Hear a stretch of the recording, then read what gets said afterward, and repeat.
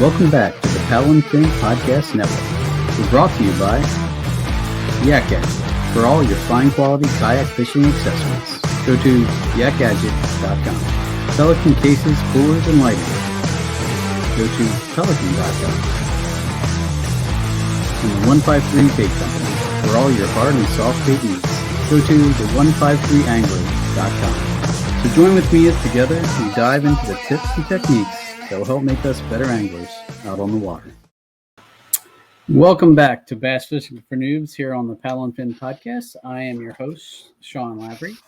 With me tonight is one of my fellow Paddle and Fin co-hosts, Chris Slywka. He is the host of the Mindset segment of the Paddle and Fin Podcast. How's that going for you, Chris? Oh, it's going great, man. It's good. We have a new episode come out every other Sunday, and it's been fantastic. That's definitely an area of my game that listening to your podcast it's helped me a lot because I struggle with that mental game.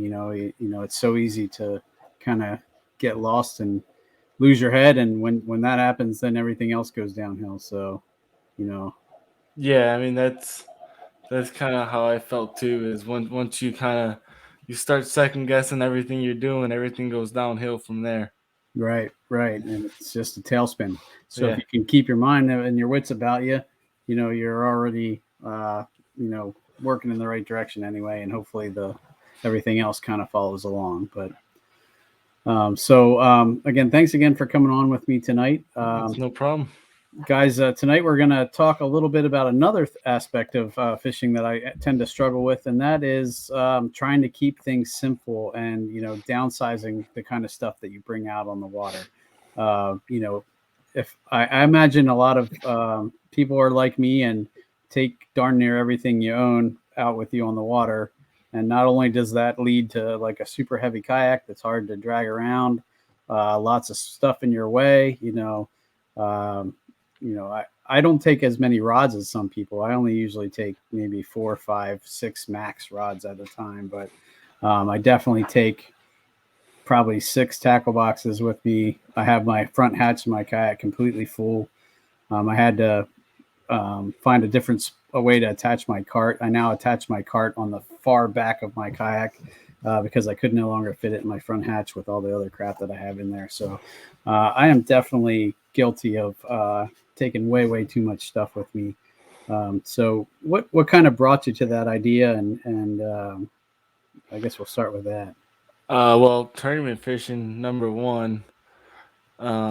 Just being able to not have to make a million different bait decisions while you only have 8 hours to fish and you're fishing for money.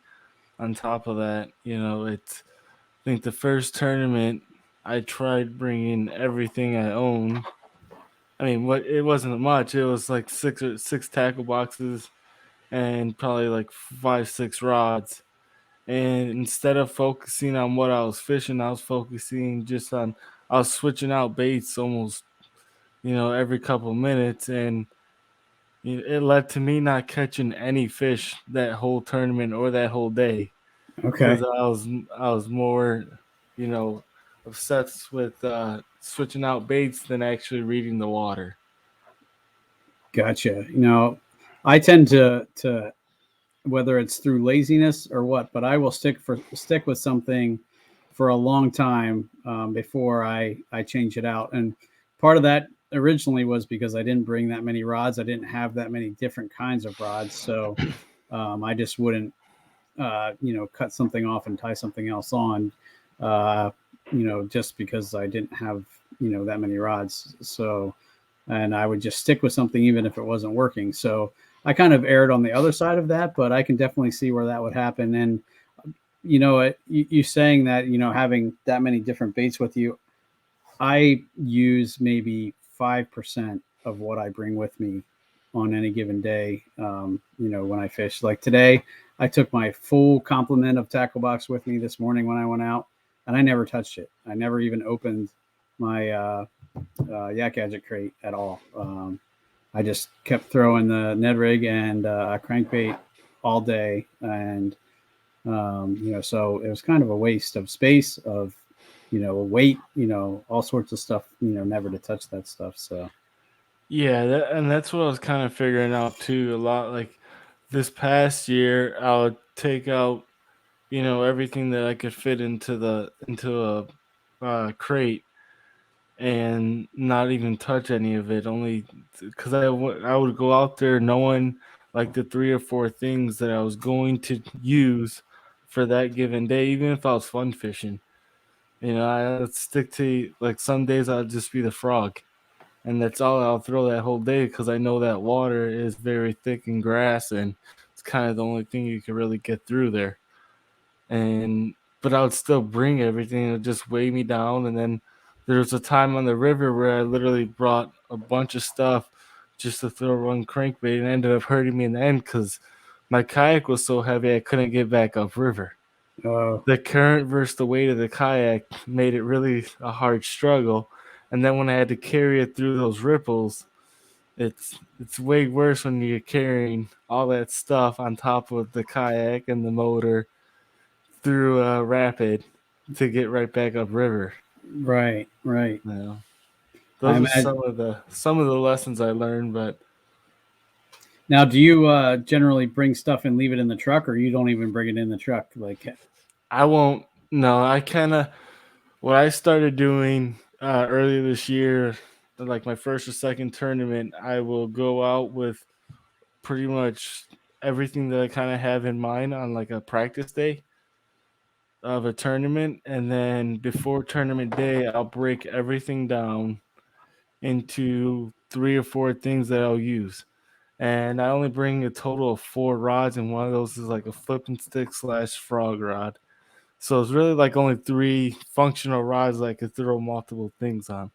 Two okay, of them are spinning rods, and one's a medium heavy rod, and it simplifies everything for me. I don't really put much thought into it, and I read the water more than I read tackle. okay. You So kind of let the water and the conditions dictate what you're going to do. yeah, that, and then the fish always tell you kind of what they want or what they're doing, as long as you know kind of where you're looking for them. Right, right.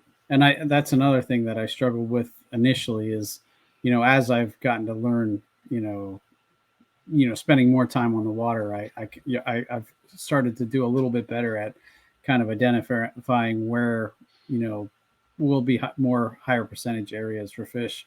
Whereas when I first went out, it was a lot of kind of blind casting and, just hoping to stumble across fish. And occasionally I did, but oftentimes I, would get skunked and, would go all day without any bites or anything. So it was definitely a struggle. So, time on the water definitely helps, I think, get you to the point where you can start more narrowing down locations and just being able to look at a spot and or look at a maybe a topographical map and say, okay, these are the kind of areas I want to try and pinpoint. And that can definitely change based on time of year and things like that too. But at least it gives you a half decent starting point. So Yeah, I mean, if you know, if especially if you know the area you're fishing too, that obviously helps with downsizing everything.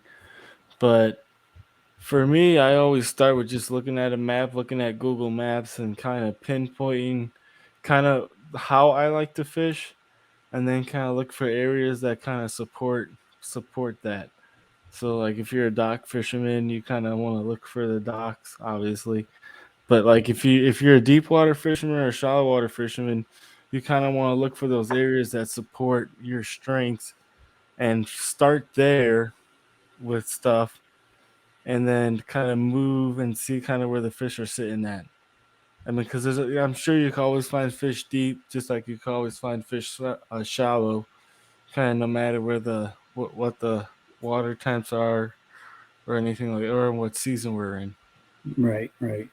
They always say, a majority of fish move one location or another, but, usually you can at least pick off one or two stragglers that never make that move, even though it's kind of, they like to make it like a blanket statement. Well, fish move shallow at this time of year, but, there's always a fish or two that hang around where you don't expect them or where they don't follow that, you know, trend that everybody Yeah. says. So Well, yeah, what I heard one person say, well, a few people that are like the Elite Series guys say, there's always a few fish that didn't read the rule book of what they're supposed to do, and then that's certain times. that's a good way to And put it. Definitely. yeah, So, and there's so many times where I'll be fishing and almost not paying attention because I'm not expecting to catch a fish. I'm on my way to where I expect to catch them, and so I'm kind of just goofing around, working my way back there, and I'll catch a fish, and I'll be like, well, why was that fish there? And then if that does happen, and I try and make some mental notes of exactly where that fish was and see if maybe you can then develop a pattern. A lot of times, though, sometimes it's just kind of like a single solitary fish that just happened to be at one of those weird spots too, though. So yeah, yeah. I agree with that too. No, for me, simplifying things is like I said, I carry 4 rods and a handful of things that I'm really comfortable with using. So my typical day, I'd have a drop shot tied on. Um, Depending on what kind of water I'm fishing, I'll have another spinning rod with either a Nico rig if I'm fishing grass, or a jerk bait if I know I'm fishing clear water where there's like rocky stuff. And then the bait caster that I'm using is either going to have a chatterbait on it or a crankbait on it, something like moving, depending on what conditions I plan on fishing for that, or a jig too. okay, When I'm really gonna slow down, or if I need it, or if I know I need to slow down, and that's pretty much it. No, the only other rod I would carry is if I'm planning on punching or throwing a frog, because that's the braided. That's the rod that's heavy and it has 65-pound braid on it. So there's really nothing else I use it for. gotcha. Just keeping it really simple and not really giving myself much thought into like, well, this isn't working, so maybe try this, and then you have 20 baits on the bottom of your kayak Right. with no fish still. Now it's interesting you said about throwing the jerkbait on a spinning rod, and I actually do that too, but I don't know of too many other people I know that do that. So A lot of people, I noticed a lot of people like in the northern areas do that, and northeast areas. I feel like I was talking with a guy. I feel like I could feel the jerkbait and I could feel the bite better versus a bait caster. Like I've thrown them on a bait caster too, and it just doesn't feel the same. I don't know when that fish is actually on until he starts pulling, and sometimes it's too late and they're off already. right. And that's just it's more of a personal preference for me. I'm sure That's like it is for you. Yeah, it's Yeah. and I a big deal, a big part of it for me is being able to get my cadence down, winding and jerking at for some reason I feel like I can do that better on a spinning reel, and I think it's just because I've been using a spinning reel for so long.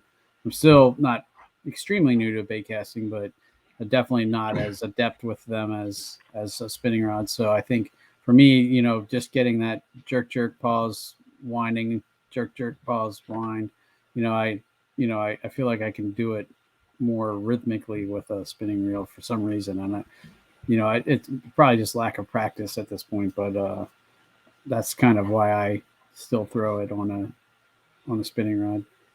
Yeah, that's kind of why I throw it on the spinning rod too. I mean, I get a little scared sometimes because I'm throwing it on like 8, 10 pound test.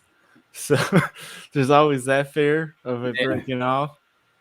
But for the most part, I mean, I've earlier in Michigan this year, I put a pike on a spinning rod, and I mean, probably by pure luck that it didn't bite the line off, but kind of eases your mind when you can bring a fish that size in versus, 3 pound smallmouth. right. No, Yeah. I've definitely caught some big catfish accidentally on weird stuff like crankbaits and stuff, and Yeah. on it, but also on like inline spinners. Last year, not so much this year for whatever reason, but for whatever some reason last year, I was fishing an inline spinner a lot for smallies on the river, and I kept catching huge catfish, and it was Yeah. it was handling fine, the line would get all snotty from the catfish. It's kind of Well, gross. You can see that. those channel catfish are aggressive. Yeah, The channels and the flatheads can be very aggressive at certain times. It's weird that they're talked about as bottom feeders, and then bass guys are catching them left and right at certain times. yep, yep. I think it was the last time I was out on the river. I caught one on a crankbait. And get sometimes, man, they friggin' latch onto that back treble, and it kind of gets both lips, and I have a heck of a time getting it out of their mouth. But Yeah, and then as far as we could go back into the keeping it, simplifying it. Um, that's kind of the rod setup I have, but also as far as like colors, I was going to to ask you about that. yeah, to keep it simple with colors, like my jigs. It's a black jig, a brown jig, and possibly a black and blue jig at certain times, or like a green pumpkin. I keep it really simple with that. Plastic colors, it's either green pumpkin or black and blue. Okay. I very rarely, I mean, maybe I'll mix in like a gold flake versus a purple flake or something like that. But very rarely do I go off of those two colors. If it's some type of swim bait, I'll go with a white. And Okay. like it's part of keeping it simple too, and keeping tackle down, and honestly saving money. Yeah. We don't need these thousands of different colors and stuff like that just to compete in a tournament. I've kind of started doing that as well. If I'm out on the river, I kind of stick to the black or the chartreuse and black crankbait seems to work really well for me. Otherwise, if it's a jerk bait or a swim bait, I'm doing white or white and chartreuse. Like the big Joshy, I throw in chartreuse on the river, and then more natural colors when I'm on the lake. Yeah, But if I feel I need chartreuse, I just keep that what's that dip?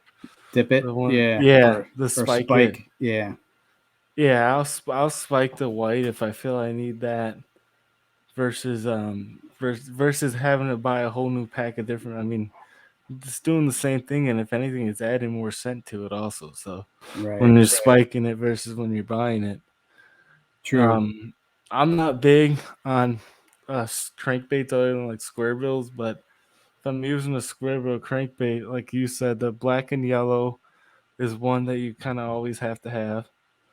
It's won so much money, so many different places in the country. Then that like a shad color, and then around here in the early springtime, that yep, black and red is kind of key. yep. No, I agree, and that's very similar to around here as well. I haven't had as much luck with the shad colors on the river. That's for some reason the black and red, yellow, or the black and chartreuse I do really well.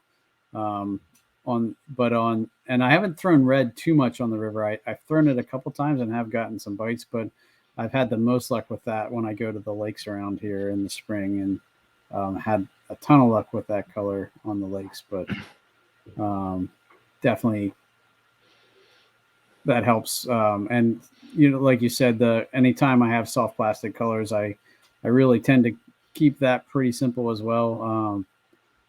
My Ned rigs, I almost always do hot snakes on the river, only because it has worked so well for me. Like, I don't know, it's kind of like the only color I throw on the river anymore. Yeah, well, figuring out your local waters and the colors that work help a bunch. But I Definitely. mean, I've taken everywhere I've been, either green pumpkin or like a black and blue has always worked. There hasn't really been a place I haven't been where they won't bite it. Right. As far as like a general purpose selection, then obviously we always have our certain colors that work on our local lakes. Yep. Yep. Well, like my local Yeah, lake, the watermelon pearl, for whatever reason, seems to work really well. yeah. It's kind of like a green and a white, but yeah, no, I hear you definitely. And I was thinking about another good aspect of simplifying things is if you do, like, for whatever reason, wipe out or spill, it's less stuff to lose. Probably also That's true. keeps you from being as tipsy if you're not as heavy. Maybe you lean one way and your weight doesn't all transfer the same way again. So that could be yet another aspect of keeping things light, keeping things simple. Yeah, that's Also, something just I haven't being even thought of, but that's definitely true. and just like you said, being mobile. Like if you have to get out and drag your kayak or you're portaging it all, the lighter you can be, obviously, is the will help you better be able to be more maneuverable and be make the kayak much easier to get from point A to point B. Yeah, definitely. I mean, that was kind of my very first lesson in downsizing and and simplifying things was when I had to carry that kayak kind of through the woods with all this stuff in it. It just took a lot longer to do because instead of just dragging the kayak, now I had to park the kayak, take all the plastics and all that stuff out to lose weight, and then drag the kayak to where I need to go. It's just that was a big pain, and that's what really kind of sparked this topic that we're talking about. And You think I would have learned that lesson too? My family went on a vacation to Deep Creek, Maryland, and the house we stayed at, there was like a walking trail between us and the water, and I took my kayak on that trail back and forth quite a few times going to the water to fish. I had it on my cart, but I dumped it probably 3 or 4 times because there's always like tree roots that had grown up through the path and it made it really right, bumpy. And I don't know how many times I'd hit that one tree root and it would just tip my kayak and crap would spill all over, and I had to sit there, upright it, and put all the crap back in. And so that should have been a lesson learned. But me being stubborn like I am, I kept loading it up and dragging it down that stupid path. But and yeah, now when I go to the lake or the river by me, I have such a routine that I go through that it's not as big a deal. But anytime and in a tournament, when you're not necessarily fishing your home waters, that's definitely something good to keep in mind, because you're going to be doing things that you don't always do, and it might take you out of your routine. So the simpler you can make that, the better. yeah. I mean, I remember a couple terms this year where it helped me a bunch. Where I mean, I was doing stuff that I was comfortable with in places that normal people wouldn't even throw that and having success with it. Yeah. And that's probably a lot of Yeah. that had to do with the successes that not a lot of people probably did fish there, if it was hard to get to, or something like that. Yeah. Well, also, it's fishing techniques that you know how to use is a big. When you're out on you should always be learning when it comes to. I mean, that's what this whole show's about. But when you're in, I say when you're in a tournament setting or practicing for a tournament, do the things that you know how to do and use the techniques and baits that you know how they work and you know how the bite feels, and then save learning new stuff for the days off when you're on your home water, or like a lot of the pros say, take that new technique and go to a lake that where you know you could catch a lot of fish even if they're 8 to 12 inches, just to learn kind of that bite. Right. Yeah. And that was one thing. I don't. You weren't on the podcast yet when we did the bracket challenge, where we kind of. Do you remember that? Did you listen when we did that? Were you a listener? I I know you. might I might have been. I know I've been listening for a while, but there's so many podcasts I listen to. Same here, man. Same here. Like, But when I first started on this podcast, we had like this bracket challenge where the host fished head to head. Like I went up first against JP, and I'm trying to remember who else I went up against. But in like 2 or 3 of the matchups that I went to, I didn't fish my strength, even though I fished my home waters. I think it was because it was like early. It was early in the year, like March, April, I think. And then so I knew, quote unquote, they said soft plastics won't work yet. And so I didn't fish soft plastics, even though like a Senko was my go-to bait. It's what I had the most confidence in. But I didn't, I listened to the people and, didn't throw it. And, luckily for me, that first matchup with JP, he didn't catch any fish either.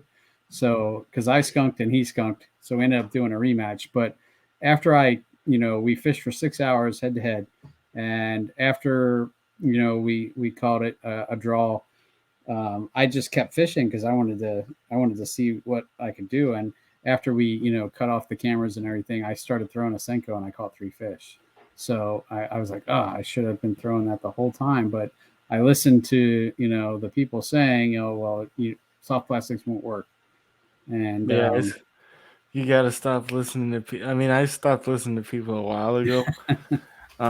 One of the biggest ones that I say that the biggest time that I say this year where I learned, listening to people won't really get you success. I mean, I was on the water on a home body of water, and time after time, I've told this story before on the podcast. Time after time, people come in. Oh, they're not biting today. They're just not biting.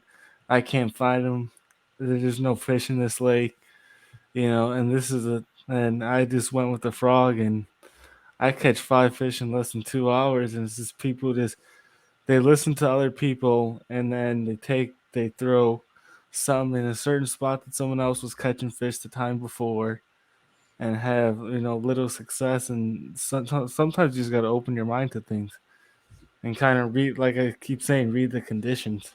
right, right, That water definitely. was 85 degrees. They weren't going to be swimming around. And It's and that's tough because yeah. you people tell you things. You hope that they're telling you things because they're trying to be Yeah. helpful. You hopefully somebody wouldn't willfully deceive you for the purposes of making you suck and then catch fish. But I'm sure that happens every once in a while. But I think for the most part, people are well intentioned. But what works for one person might not work for you because your fishing style might be completely different Yeah.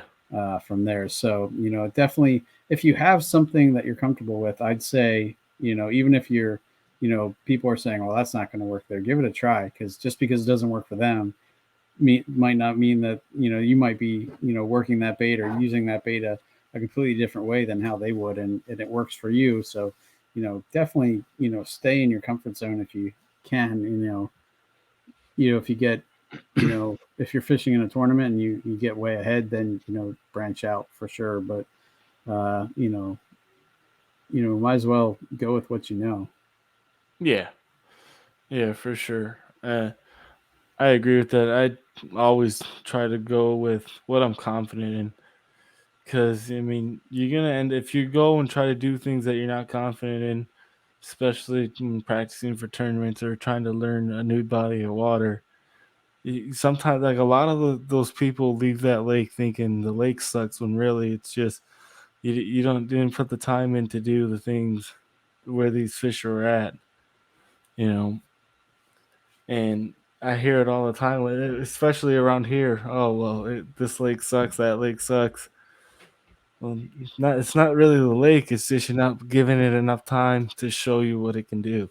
Right, right. No, and that's I fished for my local area for so long before I, started learning. And, I think back to, my first year or two fishing where, I got skunked so many times. And it wasn't because there was no fish there. It was because I wasn't putting it where the fish were or, presenting it in a way that would make them want to bite it, and I look back at all the silly things I did and, it was definitely a learning experience and almost comical now looking back at everything I tried and a lot of wasted time actually, sadly enough. But before I actually started putting things together, but um, you Man, know, I feel like we all have to go through that.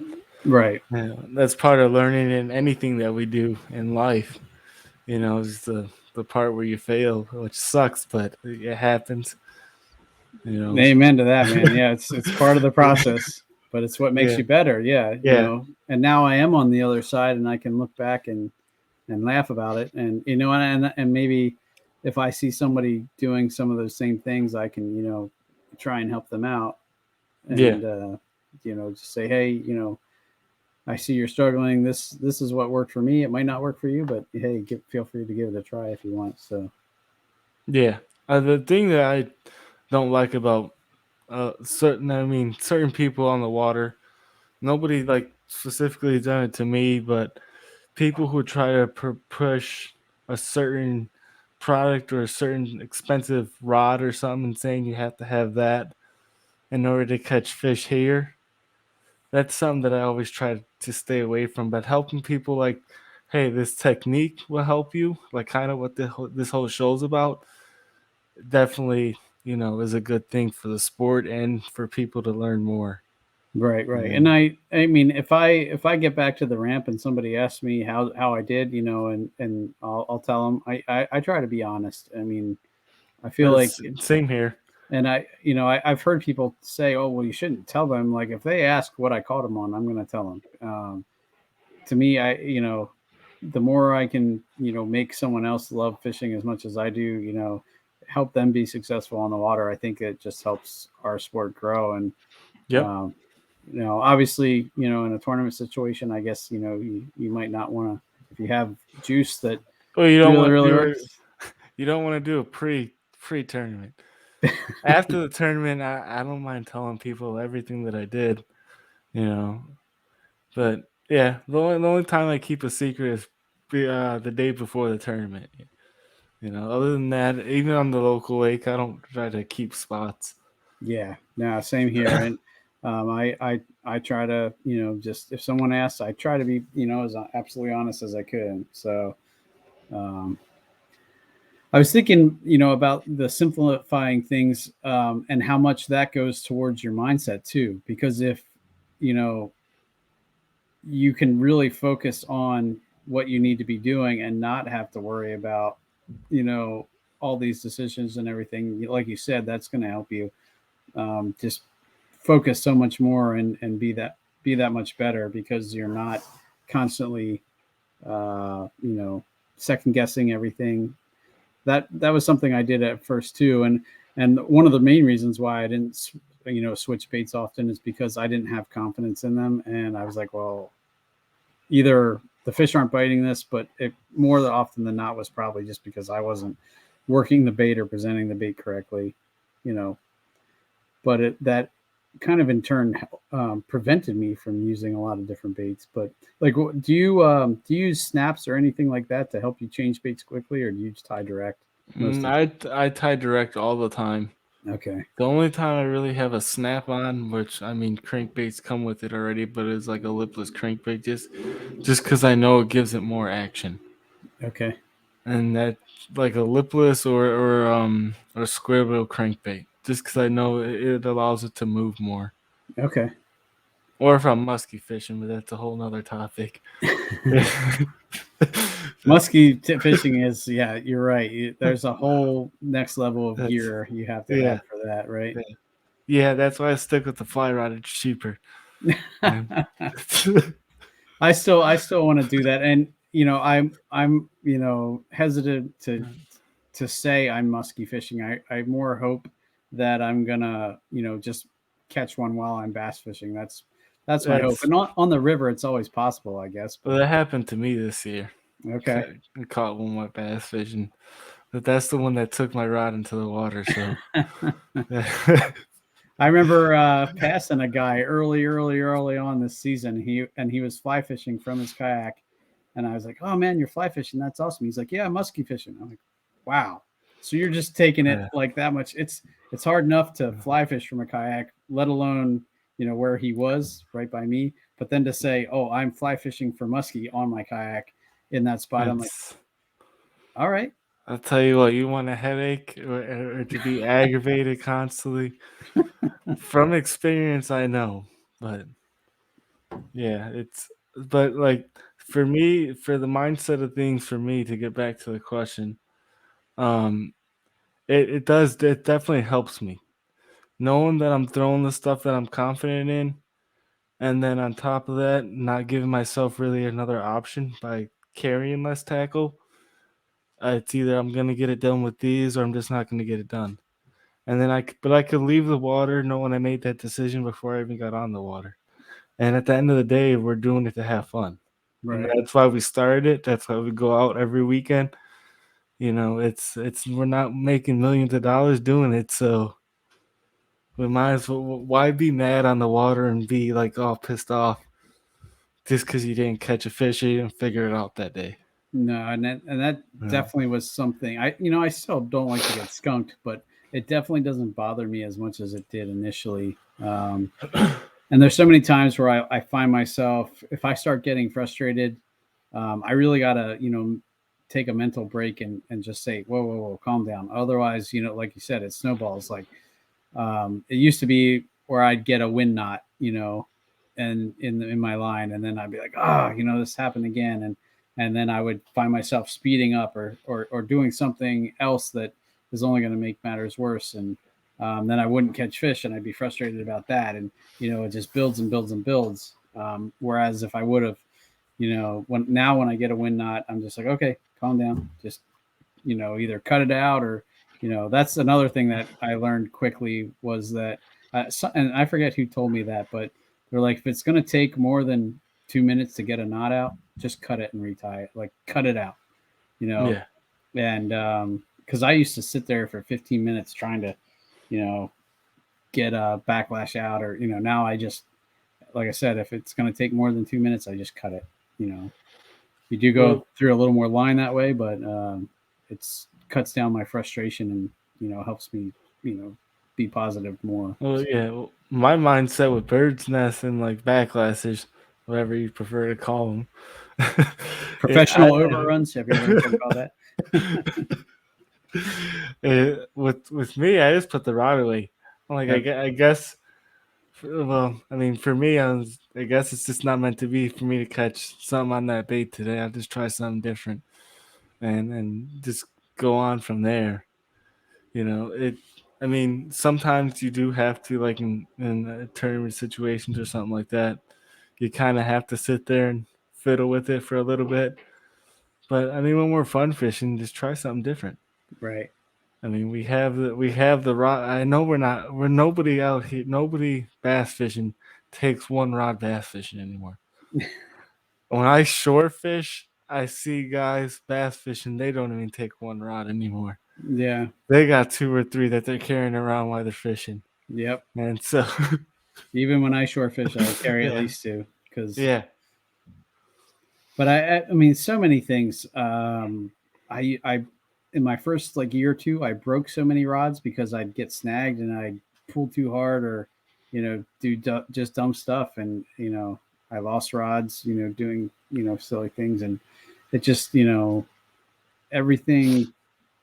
It just, if you can keep your head in it, it cuts down on so many other errors that you would do. So yeah. It definitely does. And like as far as the simplifying part, like if you keep cut down on buying so much tackle, and I'd rather buy, you know, not a super expensive rod, but something that's better quality instead of buying $100 worth of crankbaits when all I really need is one or two. Like if you see my boxes, I have 4 boxes, and that's all the total tackle that I have. okay. And I have one Ziploc bag of plastics Oh wow. that I carry. Wow. That's how simple I got this cut. And the only time I buy new stuff is if I lose something. You know. I have a long way to go in that regard.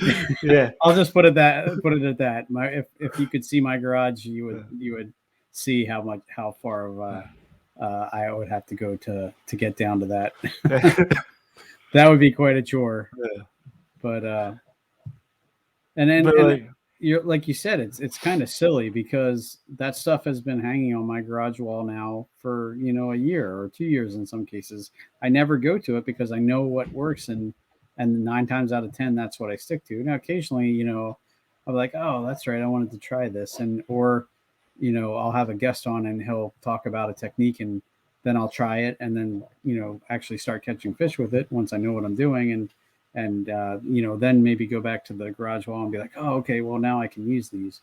yeah, But you're right, it more often than not it just hangs there, and never, it just collects dust. So yeah, like the only time I buy stuff without actually needing it is if a new technique comes out and I feel it can benefit me in some way.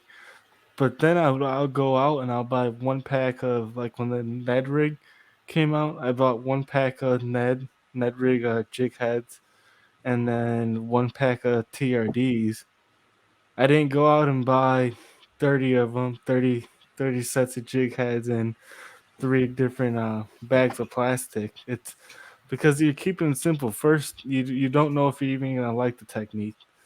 Obviously, the Ned rig is one of the best things out there, but just in general, you don't know if you're gonna like the technique. You don't know if it's gonna work for you.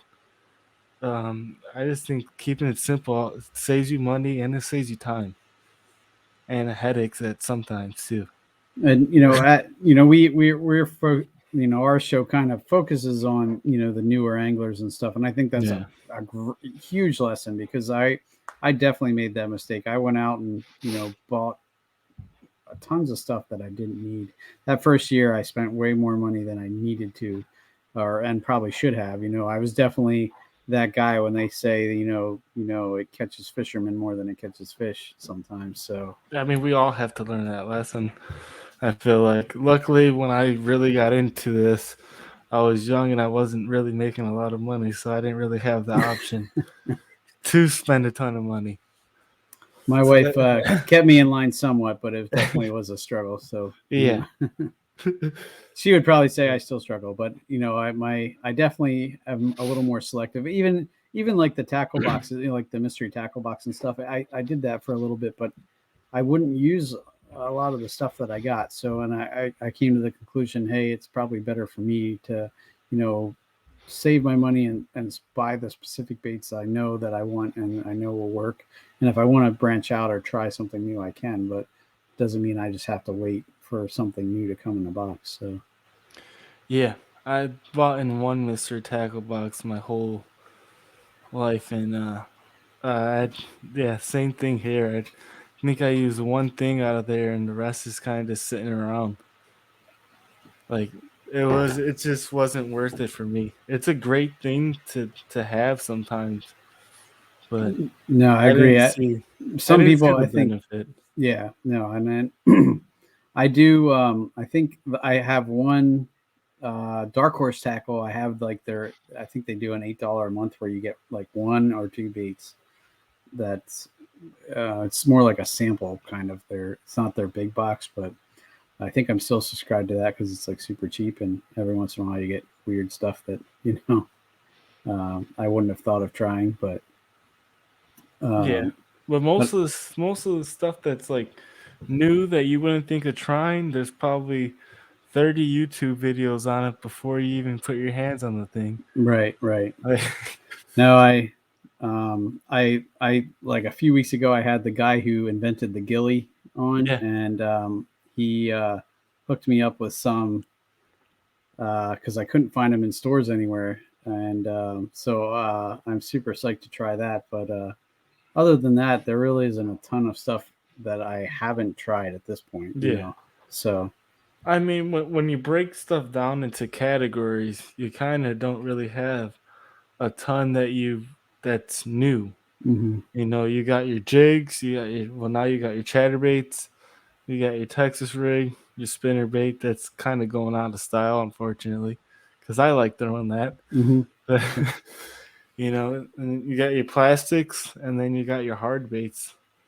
Like, you only need a few of each of those, and the thing that you probably spend most money on when you break it down is probably soft plastics, because Right, you go through those soft plastics and hooks, and tungsten weights is probably the thing that, if you break it down, you're gonna spend the most money on throughout the year, unless you're just buying stuff just to buy stuff.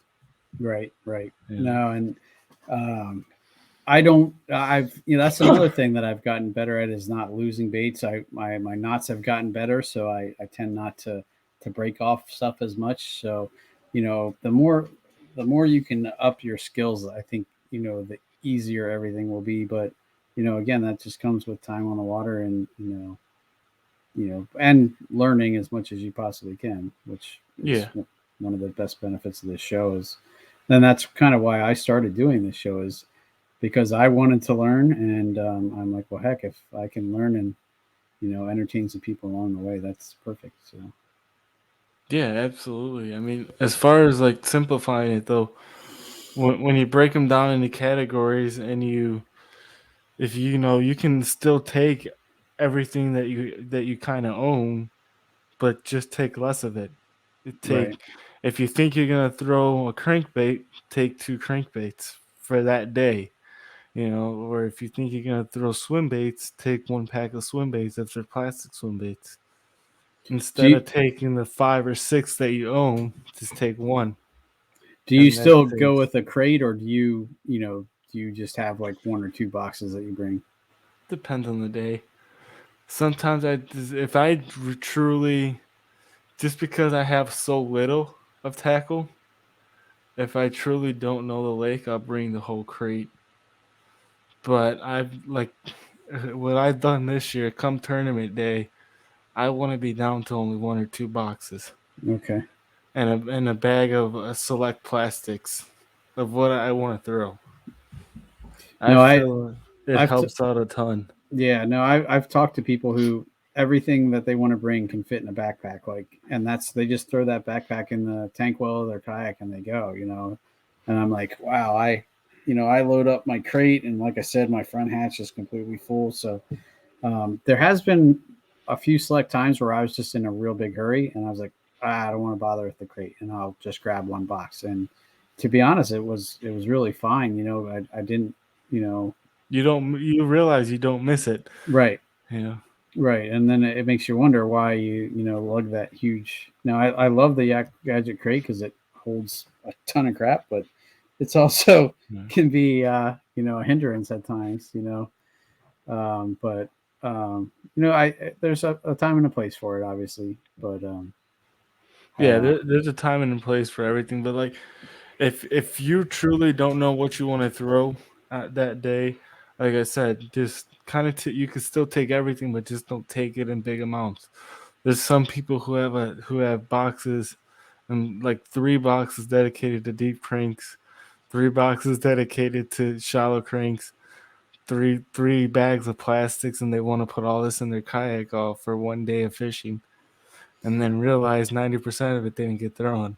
yeah, no, I'm not quite that bad, and Yeah. mostly because I don't own that many baits. But um, I definitely soft plastics I probably carry way more than I should. I But have we can also go through soft plastics true, way more than a crankbait, or especially if you know how to dislodge them.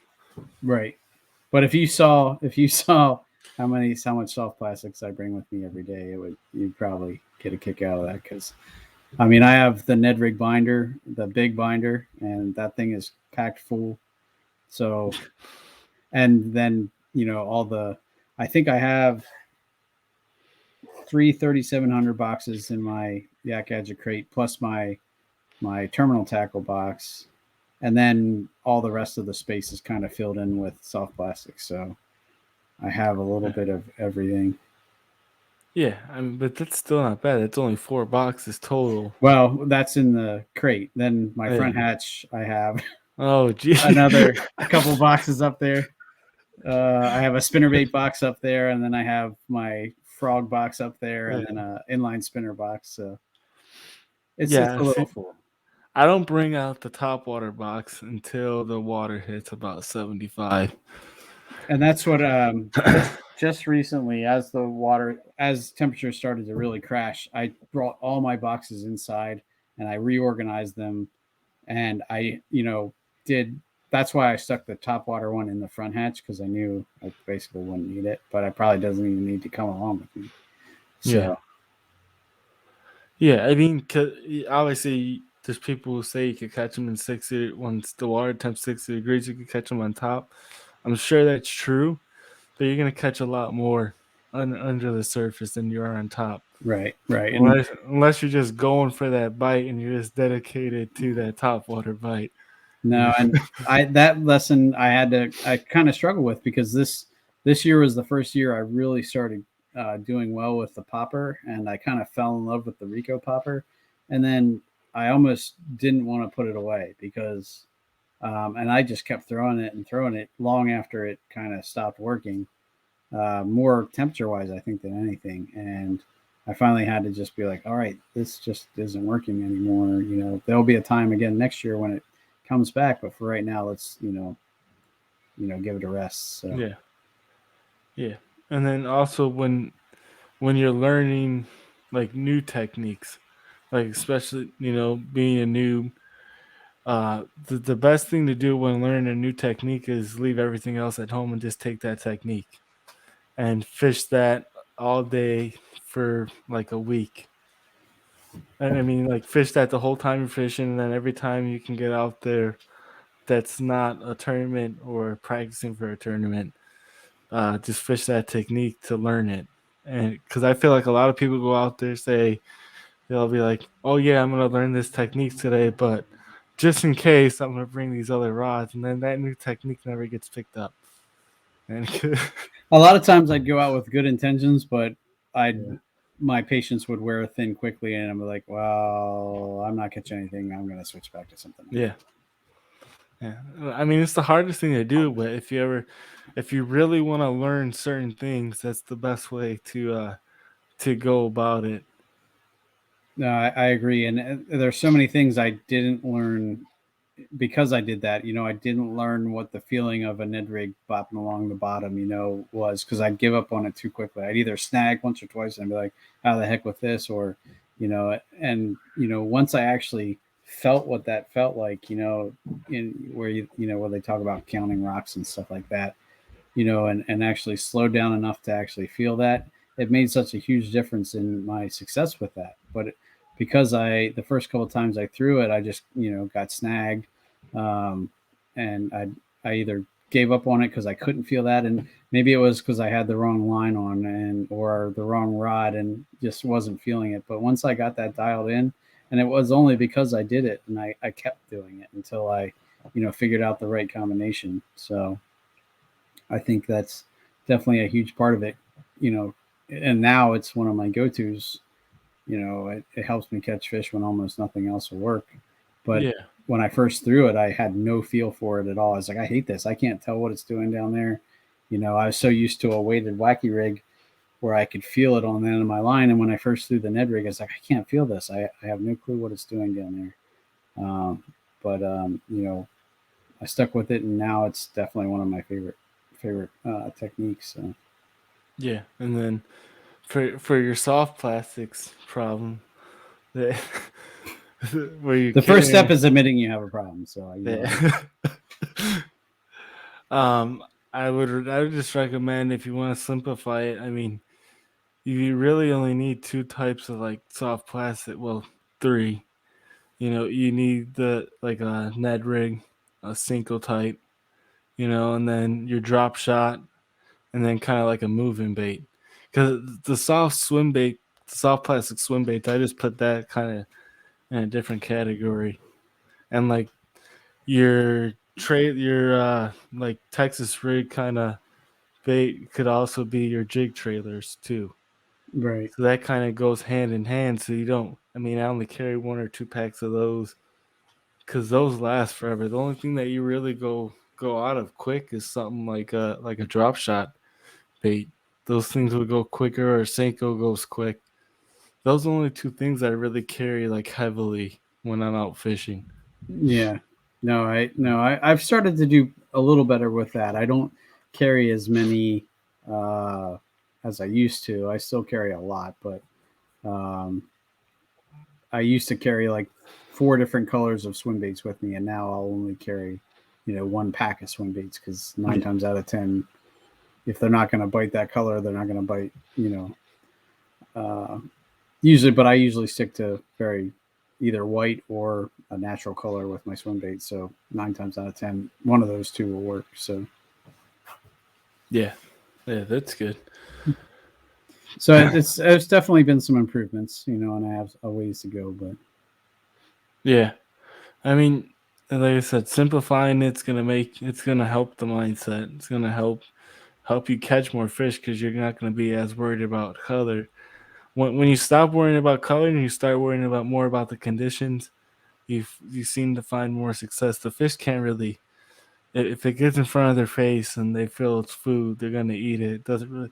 It could be pink, blue, purple. It doesn't matter. If they think it's food, they're gonna eat it. You know.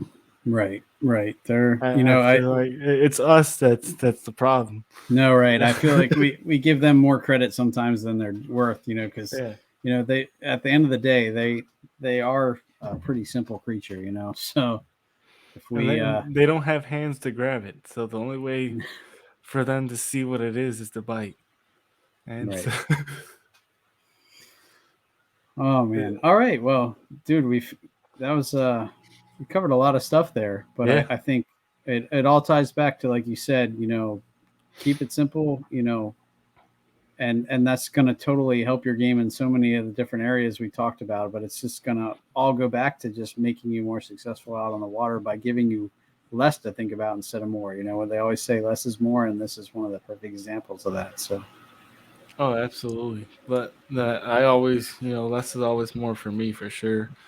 If you see me out on the water, you'll see I don't carry a lot of stuff, and I actually get made fun of for it for a couple of the locals around here. But I always outfish them, so it doesn't matter. I was going to say, the ends justify the means for sure. So, yeah. Well, cool, man. I wanted to give you a chance to shout out any sponsors and stuff if you want. And, obviously, everybody, I want be sure to check out the mindset segment, because there's definitely more of this great information. But any other sponsors you wanted to give a quick shout out for?